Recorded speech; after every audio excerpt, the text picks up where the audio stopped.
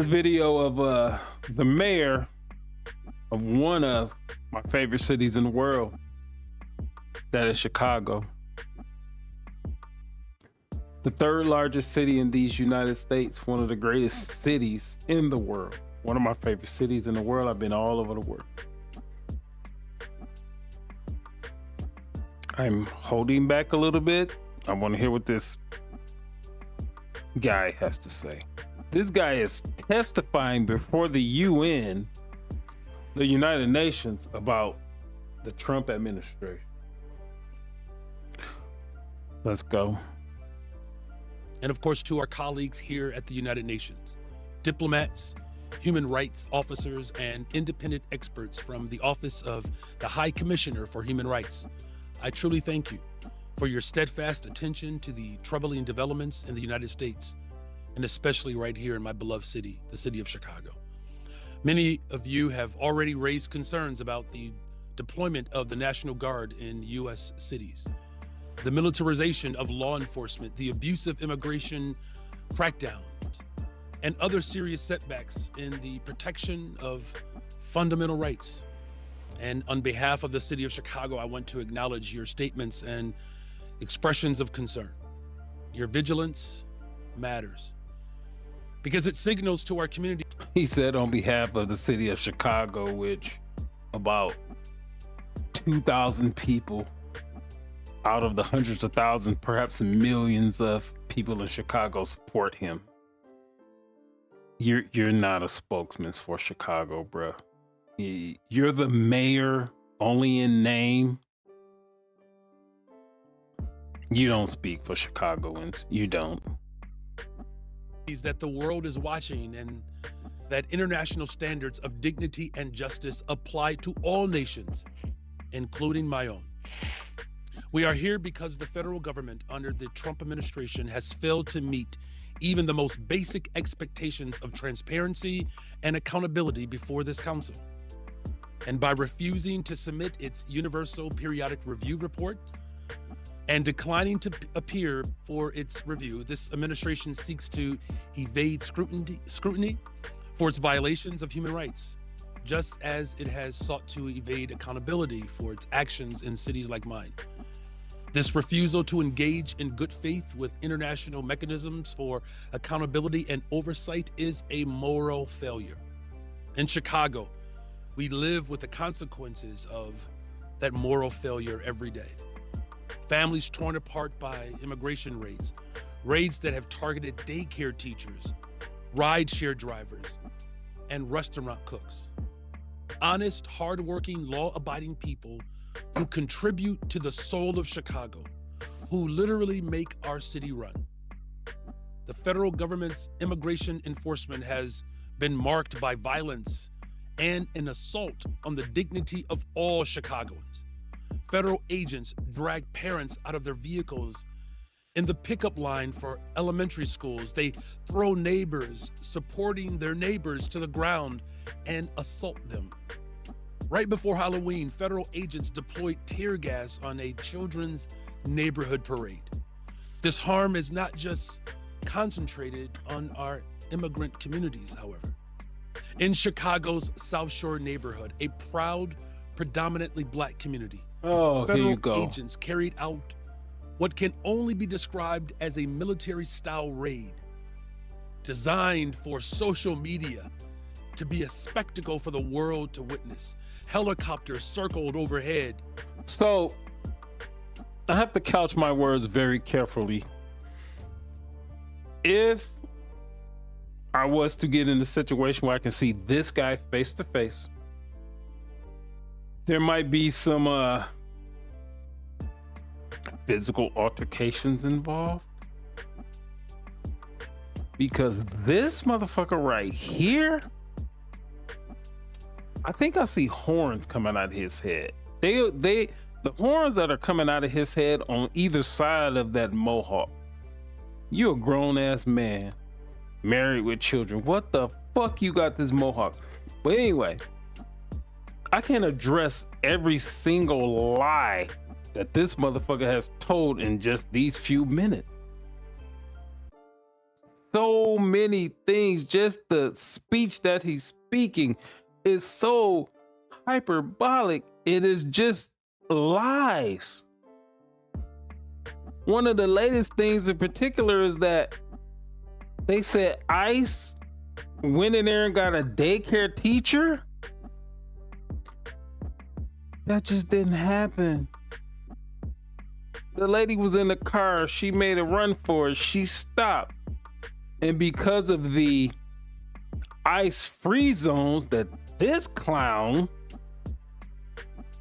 declared in one of his useless executive orders, it made this illegal immigrant think that she could run into the daycare and have immunity. But no, she was not a daycare teacher. They ran in there and got her ass and did what they needed to do. Just so many things in this motherfucker right here. I don't even know this guy personally. I don't even know him personally. He's fucked up and he's continuing to fuck up one of the best cities in the world. And there's no mechanism, because in Chicago, the politics is so fucking corrupt. There's really no mechanism to remove this guy. And then the other thing is, if you remove him, then what? Who gives a fuck? Get this dude out of the way. Let somebody else come and do something. Ooh. I don't know this dude personally, but elbow to the throat. Doors were kicked in, homes were destroyed. Keep on going with this. Immigrant residents were detained in one van while black families, including children, were held in another. And on the west side, federal aid. And that's the shit that pisses me off the most. Black folks don't have anything to do with this. The only thing that black folks have to do with this, any of this immigrant shit, is because Democrats have sent the illegal immigrants to the black neighborhood. So of course that would affect black folks. But besides that, stop bringing up black folks. Want you, the immigrants that he loves so much, just keep the shit concentrated on them. Keep the shit concentrated on them, because we know when you talk about black folks and these type of things happen, a lot of black folks that are not in the know, they get emotional and shit happen. They continue to gaslight black folks. He get on my, that's the number one thing. He get on my fucking nerves when he tries to, and he's not trying to, he does this shit. Bring up black folks and then he bring up slavery. None of this shit that you talking about ain't got nothing to do with us. None of it.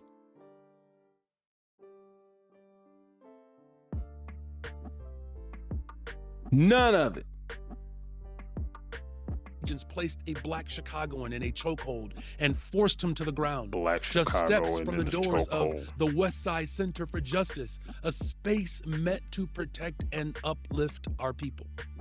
Earlier this week, federal agents crashed into the vehicle of Diane Figueroa, a U.S. citizen who was on her way to get coffee before heading to work. The agents then took her into custody for no apparent reason.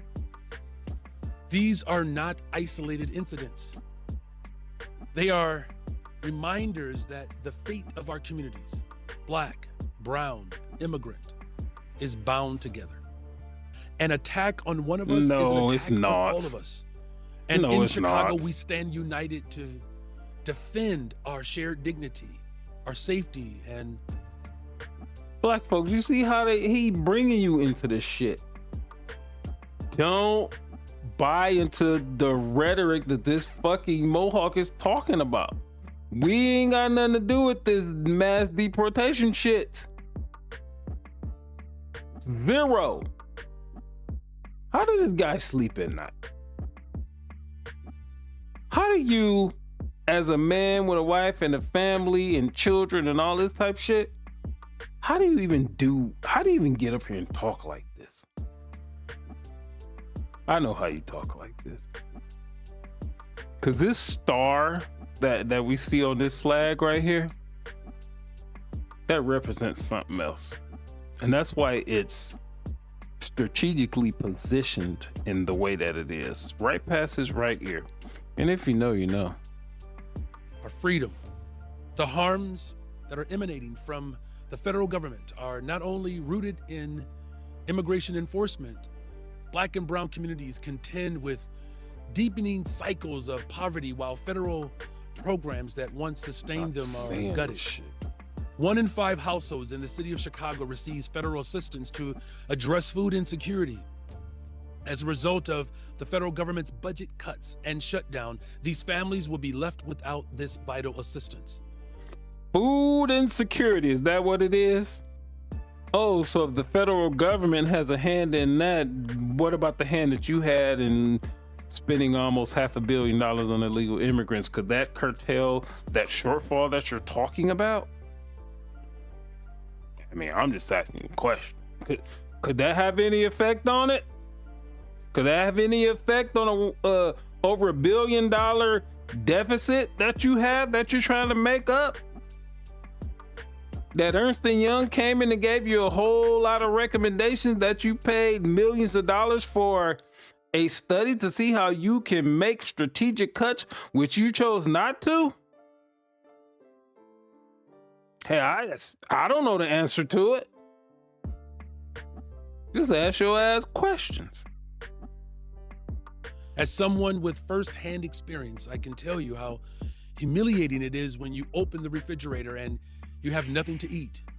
In the wealthiest country in the world, there is no reason why our federal government should allow hundreds of thousands of Chicagoans to go hungry. And because our administration has invested in addressing the root causes of harm and violence, Chicago has achieved historic reductions in crime and violence. Nope. The Trump administration's budget cuts now threaten that progress, not just here in Chicago, but in cities across the country by stripping resources from underserved communities. Here's my thing. You actually have control over the budget in your city, but you're giving Trump and the federal government so much power as far as what happens in your city as far as money goes. You got direct control over where the money goes. Whether they cut funding or not, you still have control over where the money goes. So why would you put the onus on Trump or the federal government? That says more about you, way more about you than it does Trump. You have control over where the monies go, whether he cut it or not. Why are you depending on that? Since he's such a bad guy, shouldn't you have put things in place to where that wouldn't affect you? Nah, you're not gonna do that. You're just gonna tax folks who make a lot of money and spend, but then blame it on somebody else. When you have total control over what happens in your city.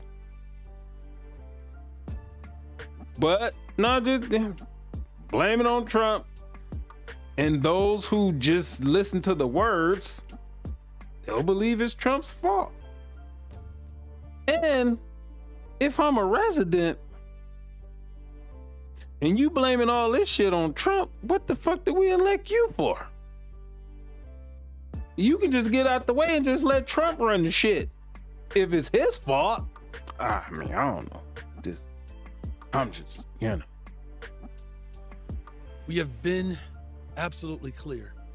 If the president truly cared about reducing violence in Chicago, he would restore the $800 million his administration cut from violence reduction efforts and reverse the devastating cuts to life-sustaining public benefits. Yep.